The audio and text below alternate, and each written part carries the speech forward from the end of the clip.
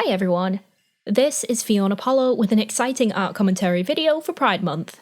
First of all, a very happy Pride to everyone. This is a time for us members of the Alphabet Mafia to embrace ourselves and our many identities. There are so many of us out there, each with our own specific definitions or labels as to what we like to be known as, and some who prefer not to use any, which is also fine. But the point is that this is a time where we come together and celebrate that which makes us both different and similar to one another and attempt to understand each other in a variety of ways. And today, the focus of our topic will revolve around the asexual and aromantic communities. This video is a collaboration with fellow ace artist and creator called Steph Goes Doodles to talk about the nature of asexuality and aromanticism in the art world with a more critical focus around drawing NSFW pieces. And a happy Pride Month to you, Apollo.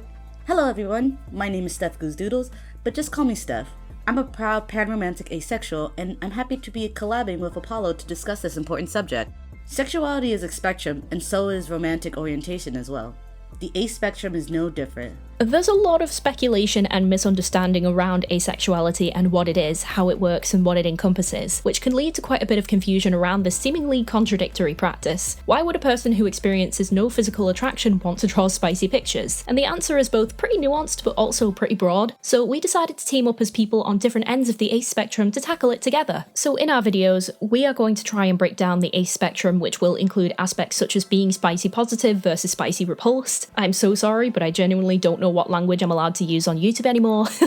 Give examples of the different reasons ace people might draw these works, which will be taken from our own gigantic pool of responses from when we asked people their own thoughts on the topic, and of course give our own personal thoughts on the subject as well. There is honestly so much we can say about this. I personally feel nothing but indifference when it comes to spicy art, but some people may well enjoy it, some appreciate the technical skill involved, some only do it to pay the bills, and some just straight up don't like it. And all of these reasons and more are perfectly justified because we are a spectrum of people. I'm so excited to get into this. It's been a while since I last collabed, and this is such an interesting topic, and it's one that's very close to my heart, so I'm very pumped. If you like what you're hearing, then please consider liking and subscribing, and feel free to give your own thoughts too, whether you're ace or not. It's always cool to see the different types of discussions people end up having in my comments. And of course, once you're done with my video, please check out Steph's afterwards. We both worked really hard on these. Alright, let's go!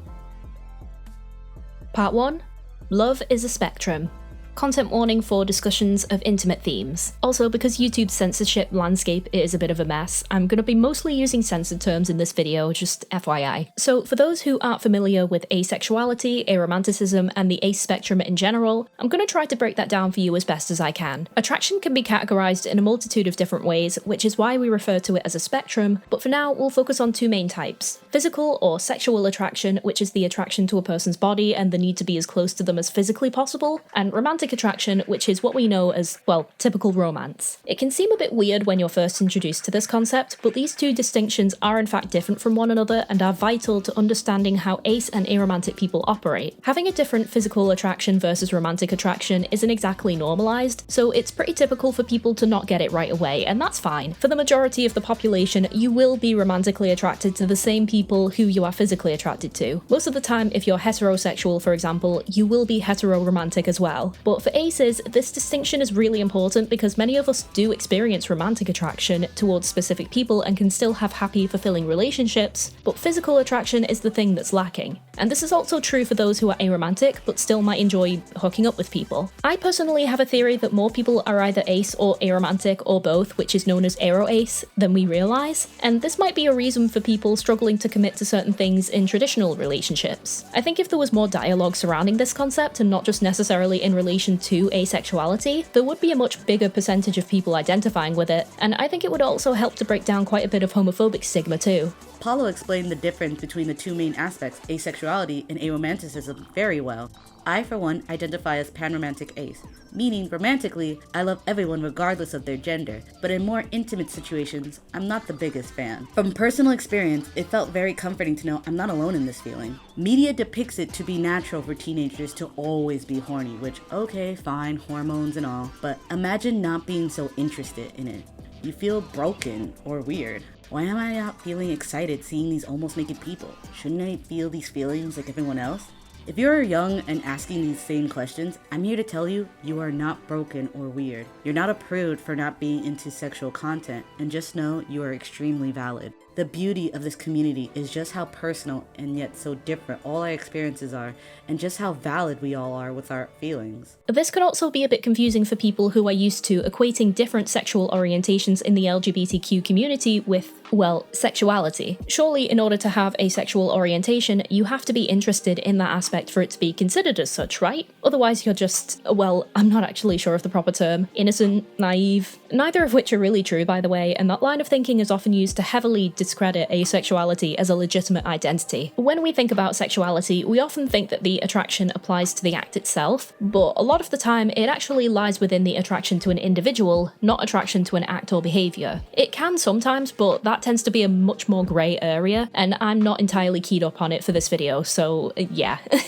But this tends to be why the finding the right person argument is pretty null and void too, because it simply doesn't apply. Ace people can still engage in and even enjoy spicy times, it's not forbidden to them, but it's the lack of attraction to the individuals that defines a person's orientation. But anyway, while I hope this is all very informative for you, how does this tie into drawing spicy works? Well, the difference in romantic and physical attraction can also affect how these acts are depicted in artworks. You know how you can often tell when a painting or piece of literature depicting intimate moments was crafted to evoke emotions and move people, versus just being intentionally suggestive? It's very much in that ballpark. But at the same time, do bear in mind that ace people are still able to experience attraction to the acts themselves. So in a way, drawing it versus actually doing it can actually be a lot easier, depending on the person of course. Something that can also apply is the existence of aesthetic attraction, which is the attraction to a person's physical appearance but not experiencing the need to be physically or romantically intimate with them. This type of attraction is also often attributed to artists and art appreciators. You'll often find that people can find beauty in something when it's shown in a piece of artwork, even if they wouldn't necessarily find that specific thing attractive IRL. And this happens a lot when it comes to ace people and NSFW artworks especially. Because we have an understanding of the complexities of things like anatomy, lighting, colour theory, etc., it makes it easier for us to put aside our initial feelings, whether that be repulsion or indifference for example, and appreciate the work that goes into creating artworks of that nature. Drawing two people interacting and making it look appealing is hard, any artist will tell you that. So it takes a special kind of skill to draw two characters in intimate positions and make it look good. We see it for what it is, a damn good drawing. That said, viewing artworks through this lens also affords another ability, being able to tell more accurately whether a piece is or isn't suggestive in nature. Now, this is probably going to be a debate that goes on for the rest of time, because people's perceptions of what is and can be considered suggestive in nature is always going to be different, and it also changes depending on things like geographical location, cultural context, and time periods. For example, when we look at paintings from centuries past depicting women being fully clothed by today's standards, but she has exposed ankles, a wry smile looking straight at you, and inviting body language, even though to us the woman might still be quite modestly dressed, back in the olden days these were all interpreted as signals that this woman wants to engage in an intimate relationship. A more modern example would be a curvaceous cartoon character who is just that. They're curvy, they're attractive, but they don't actually do anything sexual. They don't pose a certain way, they don't have any innuendos in their dialogue, which by the way, having one or two for a gag does not equate to that being the character's whole personality. Them existing with a particular body does not imply that they are inappropriate in any way. Same as how a person walking around with a big bust wearing a tank top on a hot day in real life is not inappropriate. It's just their body and they get to choose how they dress. Alright, let's try to be adult and speak maturely.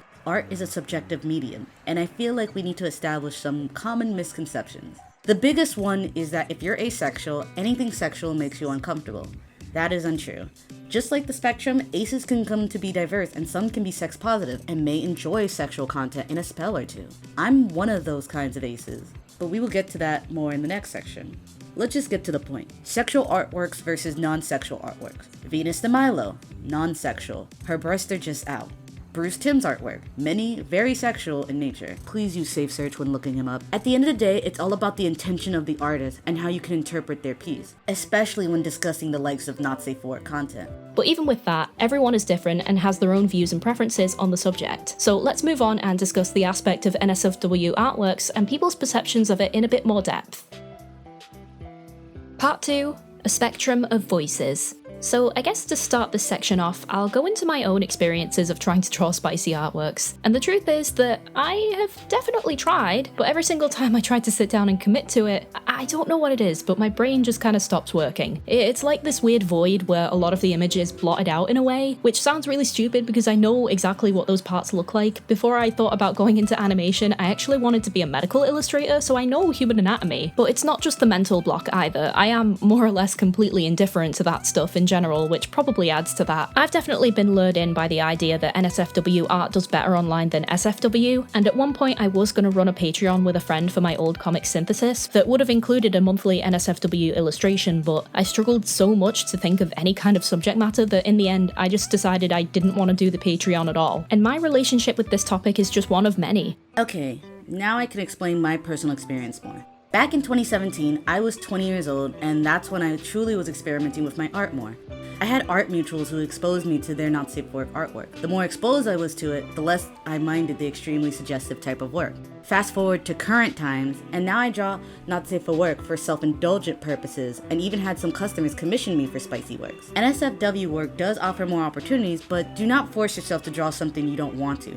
Creating art should be fun, and you should never feel pressure to draw stuff for clout. Just do you and have safe fun. We decided to ask the AroAce artist community to reach out with their own thoughts and opinions on the topic, and man, did you guys show up? In complete honesty, I was vastly unprepared for how many responses we ended up getting, considering AroAce are less than 1% of the population. And even though I tried to respond to as many as I could, I think there are a fair few people who probably haven't had a response from me. There's still a bit of an adjustment period regarding the channel where even when it seems like the influx of interaction is manageable, all of a sudden when you switch it to DMs or email for info on a topic, it kind of hits you like a ton of bricks. In the future, for a topic like this, I'll probably create a Google form instead. If any responses are absent from the document we made, it's likely that they were either just missed or the message for whatever reason wasn't received. I'll be picking out a few sentences to a paragraph from a few of the responses just so that I can keep things short and sweet, but as I said, the full document of responses will be linked in the description. So before I get into the different ways these works can be interpreted by the community, let's explain a bit as to why that might be. Essentially, asexuality and aromanticism can be categorized under two ends of a binary, being spicy positive and spicy repulsed. Yes, I know, YouTube, I don't know. This means that some people absolutely cannot stand depictions, discussions, or anything to do with spicy times whatsoever, while people on the opposite end are completely fine with it and may even enjoy it. We'll start with the concept of viewing NSFW and appreciating it in a more objective way. Much like what I said before, many people find that they like to appreciate NSFW artworks because they tend to be a lot more methodically and artistically challenging. It's kind of the art community's best and also worst kept secret that many NSFW artists are considered to have god-tier art skills, because again, drawing anything on its own takes a certain degree of skill, but drawing characters interacting alongside fabric or other objects, for example, and having it be framed well with good lighting, shadows, and ambience, not as many people can just do that, you know? And again, we also have that aspect of a piece being more emotional versus suggestive, and a lot more AroAce people are able to pick up on that and appreciate it. One of our responses reads, "When I started art school, I had the typical figure drawing classes with nude models and realised I had no issue drawing nudity, and because of that, I find drawing NSFW to be like drawing pretty much anything else, just lines and colour like any other piece. However, I do enjoy drawing more romantic types of NSFW rather than blatant sexual acts or solo pieces, like a couple that entrust each other in their weakest moments." This response also plays into what we said earlier about being able to distinguish between something being sexual or not. In all honesty, in this way, it feels like some AroAces are pretty great at providing unbiased judgment towards certain pieces. I can imagine a lot of the time it feels like the art skills go a bit unsung in favour of the actual theme of the artwork, which sometimes is the point, but sometimes as an artist you do want people to pick up on certain aspects of what you did well, but viewing and creating them in this arguably more objective way kind of gives the whole new layer to it. Moving on, we have those who actually find NSFW artworks easier to stomach than the real life acts, and a good chunk of this comes from how we have that distinction between being spicy positive versus spicy repulsed again. For many people, art is used as an escape, a way to depict things that you simply aren't able to in real life for various reasons, and this can be seen as one of those instances. Quite a few people who came to us course, mentioned that they're absolutely fine with viewing or creating NSFW works, but suddenly get the ick when it comes to that stuff IRL, and that's a lot more common than people think. Another one of our responses wrote, "I have a weird relationship with NSFW art. For a long time, I avoided it completely. However, in recent times, I've been getting more and more comfortable with it, even starting to draw some myself. Still, there is this blurry line where it goes too far, and I just do not enjoy it. It's perfectly normal for people to have different tolerance levels, but because asexuality is something that focuses on these specifics with a lot more nuance and introspection, they become a lot more integral to how we define our identity and view our relationship with sexuality as a whole. And for many AroAce artists, this can really bleed into our works. It also helps us to safely unpack any lingering feelings around the topic in a way that we can more effectively control. A bit like how many people draw as a form of therapy. Of course, everyone has their own reason for drawing what they do, not everyone has feelings or trauma that they need to unpack, but that's still a perfectly valid aspect. Some people draw these kinds of works for reasons completely devoid of their own emotions though, like money. But even with that said, there can still be lingering feelings surrounding drawing these works. I know for a good many AroAces out there, before discovering and coming to terms with this aspect of our identities, we viewed ourselves as broken or lagging behind our peers in this regard because so much emphasis is put on sexual intimacy in almost every aspect of our lives, to the point where us trying to be receptive to that feels performative in a way. One response wrote, "When it comes to art, sometimes I do have a hard time trying to ensure that something is sexy or hot for my clients. I usually ask for feedback from my more thirsty friends. There are times when I suffer from some serious imposter syndrome because I feel like I don't find my art sexy enough for these people, especially when I feel like I failed at being a normal artist." Okay, so first off, there is no such thing as being a normal artist, and personally, the concept of normal typically doesn't really include us or the wider LGBT community anyway by society standards, so why should we strive to be or try to adhere to what is normal? Obviously, there are some unspoken rules, like don't draw anything illegal, of course, but I've found that worrying less about being normal and just drawing what feels right to me has helped me become more comfortable within this aspect of myself, and I'm sure that's the same for many others too. But on the flip side of that, going back to comfort levels, there are those of us in the community who are repulsed by this stuff, and there's no more to it than that, and that is completely understandable and justified. This aspect of being AroAce is probably what a lot of people picture in their minds when they think about it. Don't want to do it, don't want to talk about it, don't want to write about it, don't want to draw it, nada. And honestly, these are the guys in the community that I have heaps of respect for. You guys know what you like, you know your boundaries, and you're sticking to them. Who's going to argue with that? Let's go back and discuss the misconception of all aces being sex repulsed. Just as I said, asexuals can have multiple feelings on the topic of spicy works.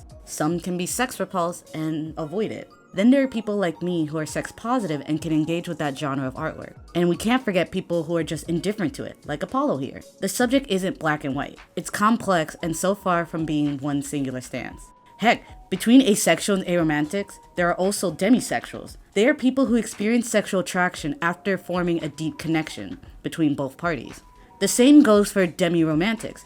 The same concept, but with romance rather than sexual attraction. Our final response that I'll be including in this section reads, "I find NSFW art consumable, especially between characters that already love each other. However, I don't make NSFW because it makes me deeply uncomfortable. I even had trouble drawing two people romantically holding each other once. Nothing sexual, but it just made me ick. I much prefer drawing other forms of love, familial and platonic, and if I want to see something more romantic, I'd rather find it than create it." There's quite a massive misconception surrounding the AroAce community whereby both fellow queer and non-queer people alike believe that some of us think and behave this way because we don't want to grow up or we're scared of being vulnerable and things like that. But for the majority of repulsed AroAces, that just isn't reflective of their true feelings on the subject. And sometimes that can have deeper insinuations, and sometimes it's just because people don't like spicy works and that's it. We don't need to pry into it any more than that if people don't want us to. But anyway, I think these points cover the bulk of what many people talked about in their responses, and again, all of the responses will be linked in the description below. So let's move on to our final section and wrap things up.